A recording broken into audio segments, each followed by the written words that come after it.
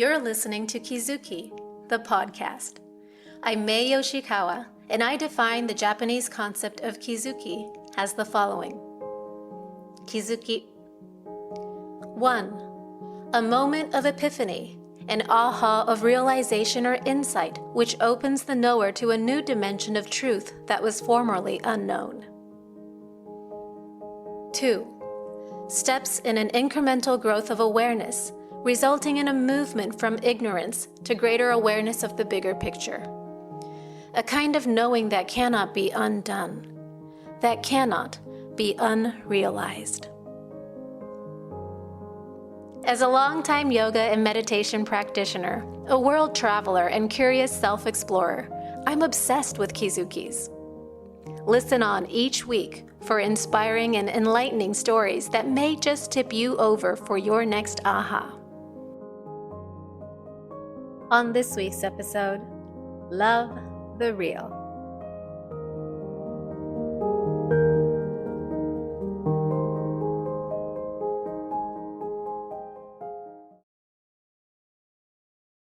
Raise your hand if you've ever found yourself in a seemingly unending loop of scrolling, YouTubing, Googling, or ChatGPTing, looking for that missing piece. The key that unlocks all your current troubles.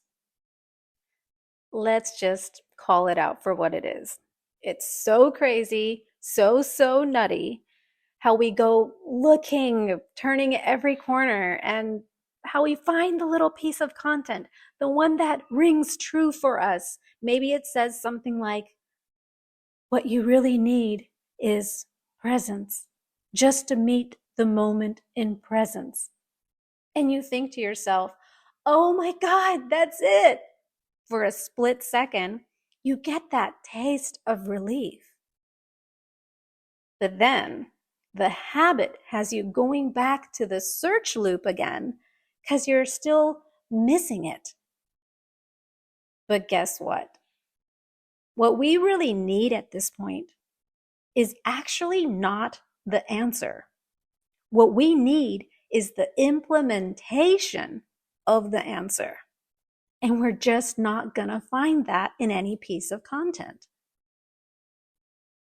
It's like not enough to know the answer anymore. It's time to be the answer, to practice the answer, to lean into the meaning of what the answer is pointing to.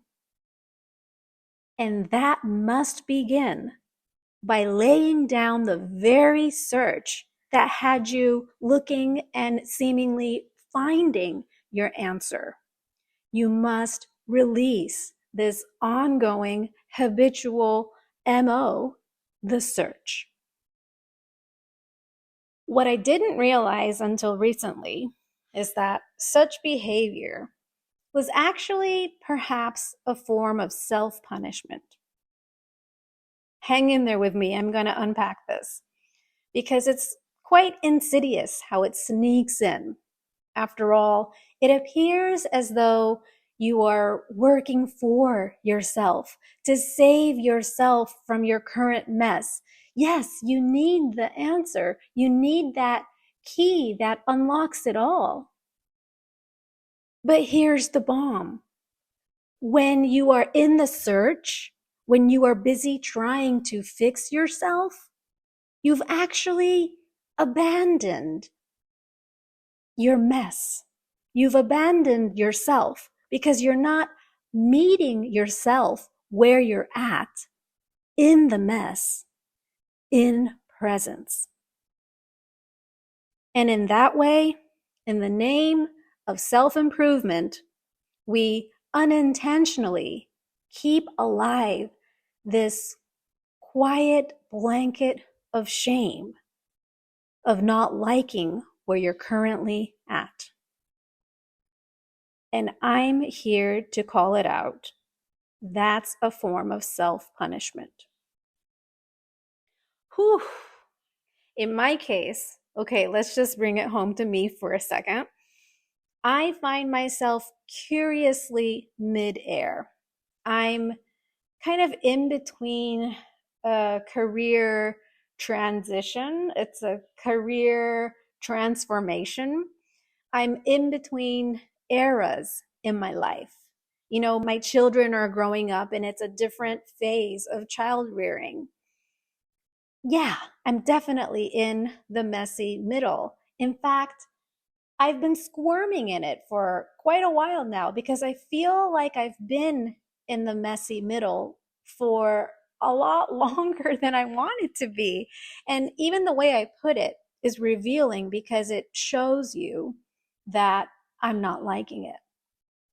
And that's why maybe I didn't realize that it was some sneaky form of self punishment that I kept running. I kept looking for something that might solve this mess. As if right here, right now, right where I am, exactly as I am, is not exactly how I'm supposed to be. It's like I was punishing myself for not yet having become the person I wanted to be at this point in life.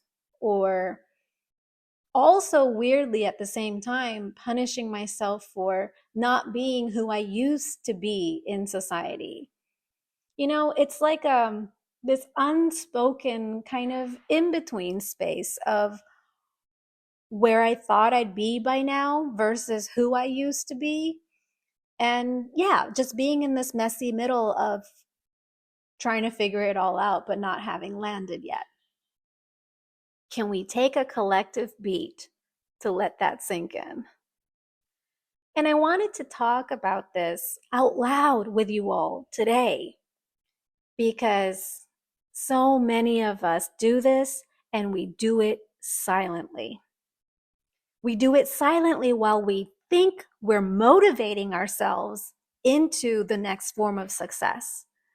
Or we think we're doing it to stay realistic. We're actually just shitting upon the now current version of who we are today, punishing ourselves for not matching the past or living up to a future that hasn't landed yet. If any of this is resonating for you, may I just hold your hand for a moment?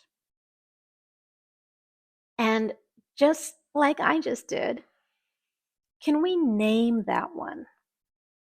The messy middle version of you.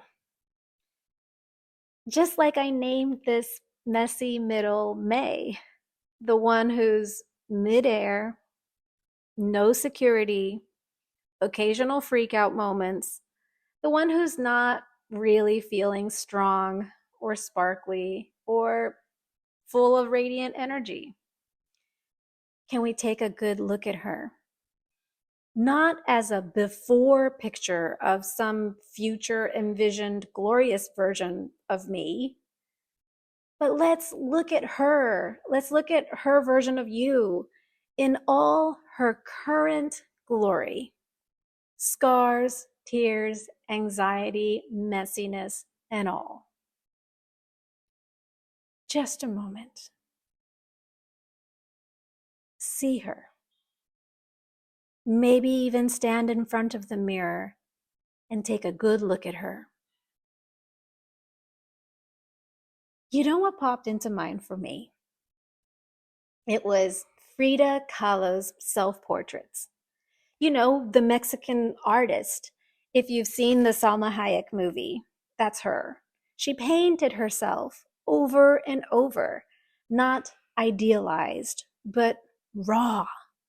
Pain, resilience, mighty unibrow, her truth.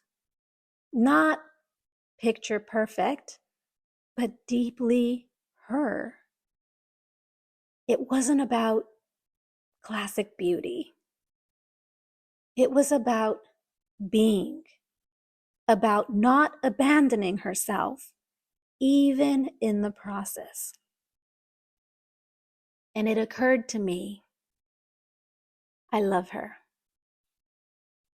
Maybe I love her because it's not a picture of this perfect depiction of classical beauty. It's deeply personal. It's like this autobiographical weaving together of her pain and her personal history. There's a persistence of her herness in the process. It's like she's in the metaphorical oven, like mid-cooking, so to speak. It's not some perfected cream-topped, cherry-on-top cake. I think when I think about why I love her, it's because I love her humanity more than the perfection itself. I find her realness just more beautiful than any calculated construct of precision. She's the genius. She is the portal. So I needed to take a deep breath. If I can see the beauty in Frida, let's maybe decide. I will open my eyes to see this realness in myself, even in this easy to judge, messy middle version of me. The one that I, more than anyone else, have often judged as not yet, or not anymore, or too messy, or too unknowing, too scared, too whatever, too yada, yada, yada. Maybe there's a necessary genius in her. Today, I want to leave you with this little inquiry. What if the version of you you're judging most right now, squiggling in discomfort, is the one that's holding and giving birth to your true genius? Will you have the eyes to see it? Not tomorrow, not yesterday, but now. Will you have the heart to hold it in its oven cooking middleness of the process? And can you do that today? I see how hard you're trying. And it's time to say, I won't punish me anymore. I won't abandon me in the process.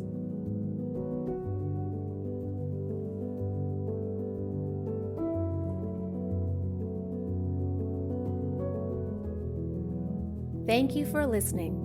Learn more about me and my Kizuki Journaling Mae method at my website, kizukijournaling.com. That's KIZUKIJOURNALING.com. Or find me on Instagram at MAEYOSHIKAWA.